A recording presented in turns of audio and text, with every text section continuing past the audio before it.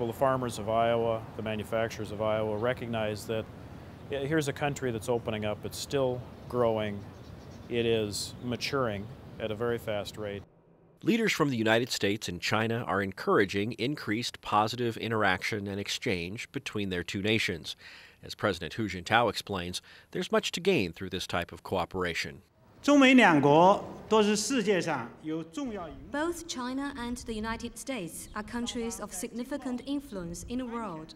We share important common strategic interests in a wide range of areas. In particular, mutually beneficial and win-win China-US economic cooperation and trade benefit our two peoples and promote the economic growth in the Asia-Pacific region and the world at large. The rise of China's manufacturing sector, its trade imbalance with the United States, and its growing influence in world affairs cause some to view China as a threat. However, the growth of its consumer market and its desire to modernize present new opportunities for America. I don't think China poses a threat at all. I think if we continue to engage the Chinese in a positive, mutually respectful way, we have great opportunities to expand economic, social, even political partnerships with China.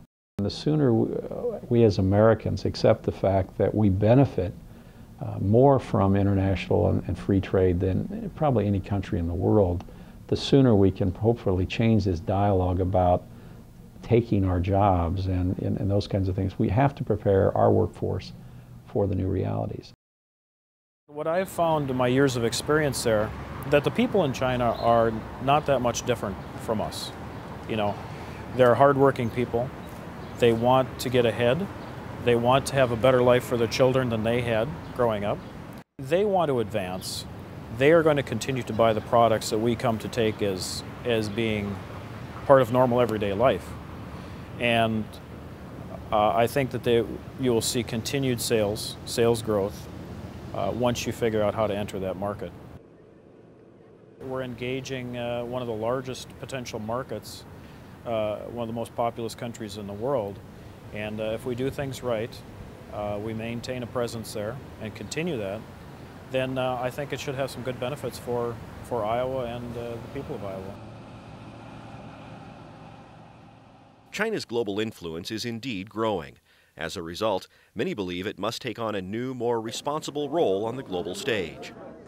China's increasing scale in the world economy and the world diplomatic scene will impose responsibilities on it that weren't the case 20 years ago when it was a smaller impact. China has, in all of its modern history, been able to kind of skate along with its twinned views that, number one, it's a small developing power and so it can't really take responsibility for things. Number two, it believes in absolute non-interference. It's not going to mess in other people's business. Its influence in the world is becoming great enough that the second especially is not going to cut the mustard anymore. People are going to say, you can't just wash your hands of what's going on in Darfur. You can't just plead no interest in what's happening in Burma or North Korea. So just by its increasing scale, whether or not it's a responsible stakeholder, China will be under increasing pressure to use its influence in a more internationally responsible way. China is so huge and the size does matter. They used to have this sort of attitude, just a focus on domestic issues. What happened outside the world is none of our business. But now, the world is becoming more interactive, so China realized that first they have to stabilize the domestic society, then also to play a more important role on the global stage. China faces internal challenges as well. Although it has managed to create a new middle class of 200 million people, many more still live in poverty. The growing rift between China's urban elite and rural poor has become increasingly evident. Have this growing income gap, and they don't want to create political unrest in the agrarian heartland because that's been China's downfall for centuries, is that farmers get unhappy and they have rebellion. Given that there are 1.3 billion people in this country and only a very small portion of them right now have access to this rising China, this new ultra-modern China. The challenge is how to spread that wealth and development and raised quality of living across the entire country. Not only is China challenged with a growing income gap, tension between Beijing and the country's many ethnic minority groups results in problems as well. International human rights organizations criticize China for strict policies used to control ethnic minorities. Many warn that if China continues down this path, these tensions could grow into much larger problems.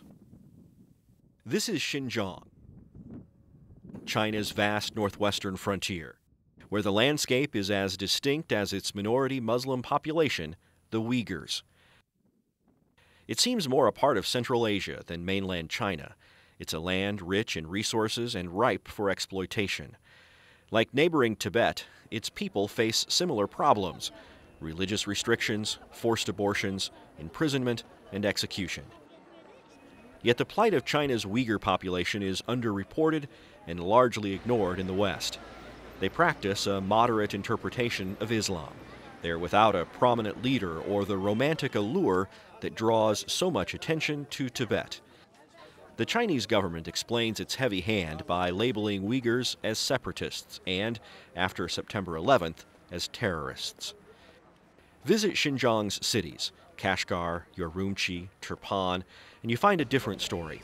You find people more concerned with raising their families and practicing their traditions than rising up against China.